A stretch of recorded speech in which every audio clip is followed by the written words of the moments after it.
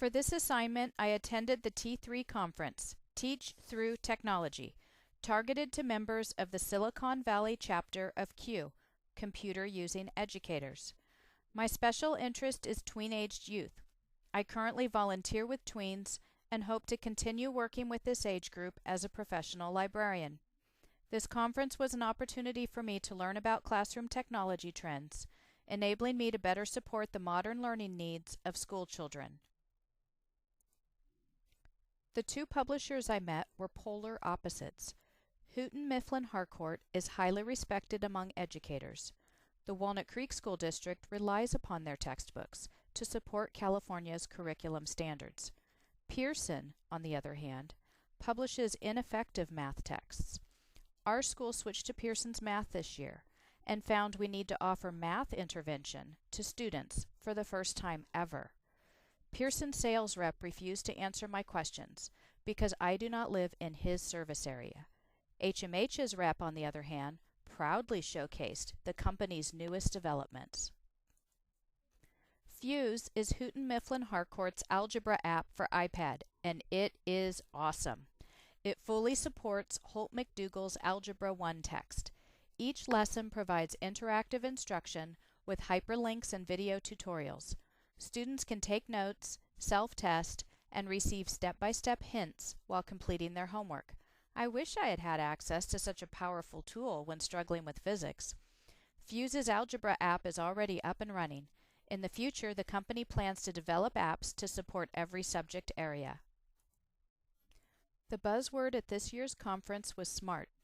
Interestingly, the 5 vendors listed below were all selling the same 2 products. The Smart Document Camera is like a digital version of the old overhead projector. With the touch of a button, it can display images from the instructor's gallery. One of the coolest features is the ability to align the camera lens with a microscope so that microscopic images can be projected on a large screen. The Smart Board is a digital whiteboard which enables teachers and students to interact with content using fingers to write, draw, and move items on the screen. Now on to the good stuff. In my humble opinion, these next 3 gadgets are the most exciting new developments in classroom technology. Into Change brought the new Smart Table and allowed me to interact with it. I'd love to get one. Think of it as a coffee table with a large digital smartphone on top. Now imagine 4 students can all interact with it at the same time. The table comes preloaded with 8 apps. More are in development. Kids learn by playing interactive, collaborative games. In the public library, this table could be used before and after story time to reinforce learning concepts. The table is a must-have gadget for those teaching the digital-born generation. In the future, I can imagine a kindergarten or preschool class using the table as one of the stations kids visit during free choice. Current education pricing is $6,500, with grants of $2,000 offered to schools and libraries.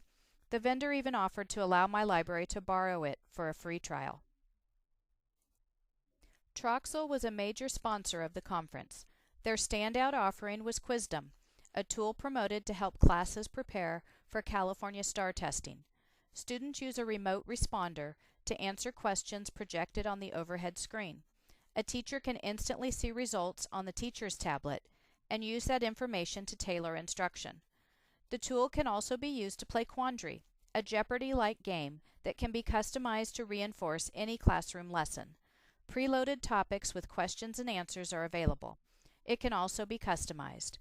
The cost of a startup student responder kit with a teacher tablet, software, and 24 student responders is $1,550. The vendor strongly recommends the $600 upgrade from Q2 to Q4, providing more rugged remotes, better designed to survive the wear and tear from school children. Logical Choice Technologies showcased its newest development, augmented reality. These images are 3D, literally. The characters pop out of the screen and move and make sounds. Letters Alive uses AR to teach reading skills to preschool and kindergarten students. It is also marketed to older ESL students, but frankly the content is more appropriate for ages 3 to 5. The application features 26 letter animal cards, such as Gertie Giraffe, and 94 of the most common sight words.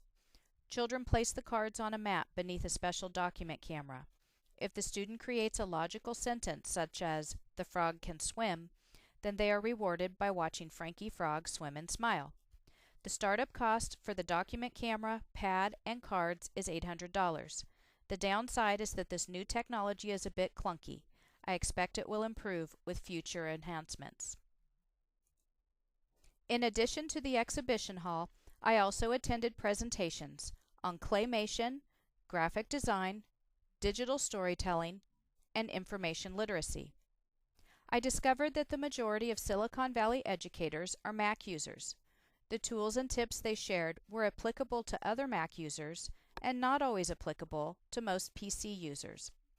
My greatest disappointment was in the information literacy class, which claimed the most reliable research source for youth are Wikipedia and Google.